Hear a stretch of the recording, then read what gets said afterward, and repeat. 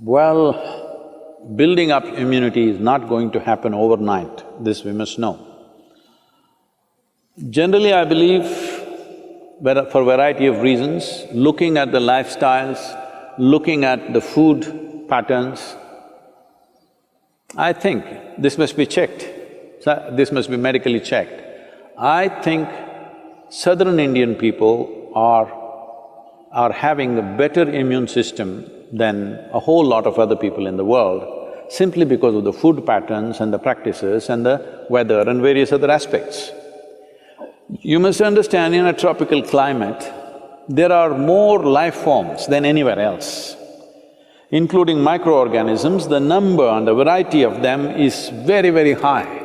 So living in this land itself, the system becomes more resilient because we are exposed to these things all the time.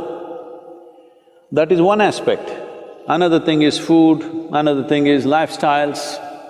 All these aspects are there, being farming communities largely.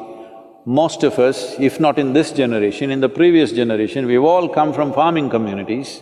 So people lived on the land, that itself gave them enormous strength. In most other parts of the world, over 80% of the population moved away from farming probably 100 years ago.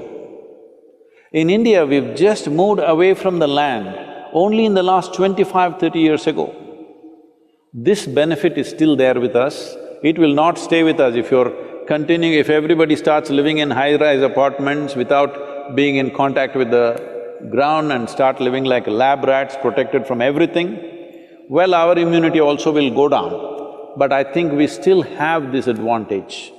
But right now, what can I do to boost my immunity?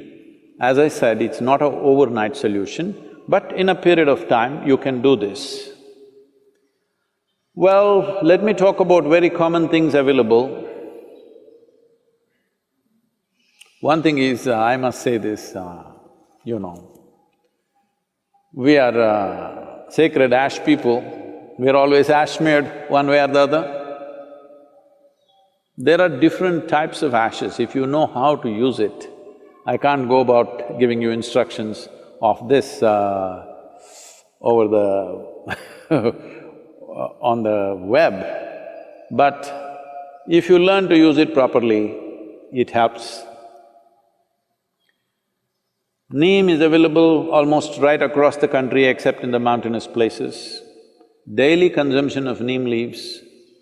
Turmeric is anyway available. Now they are making what is called as nano-turmeric, where the absorption rate is way higher than the normal turmeric, which also greatly enhances your immune system. If you soak the gooseberry or the amla or the nallikai in honey overnight, along with some broken pepper, black pepper or green pepper. Green pepper, I'm saying for those of you who are in other countries, green pepper does not mean chili. We mean to say raw pepper. The peppercorn, when it's raw, which you might not have seen in most parts of the world, here it's common for us, it's available. So, soak it in honey and every day about 3 spoons, 3 times a day. It works best, all these things work best when you're on an empty stomach, that's the first thing that you take. If you do these things, you can see a significant increase in your immune system. I would say in 4 to 8 weeks, one can see significant betterment of one's immune system.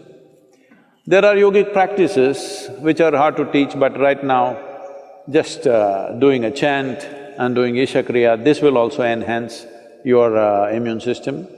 Let this be very clear that this is not treatment for coronavirus, nor is it a prevention. I did my chant, so I go and do irresponsible things, it's not going to work like that. These are things you do over a period of time and strengthen your system, that the next virus that comes, you may be in a little better place to handle. That is if you're there. Yes, don't take this lightly. Do not take this lightly. Right now, it is a challenge for every one of us to stay alive through this period. That's what it means. Do not think it's some remote thing that happens to somebody else in China or Italy.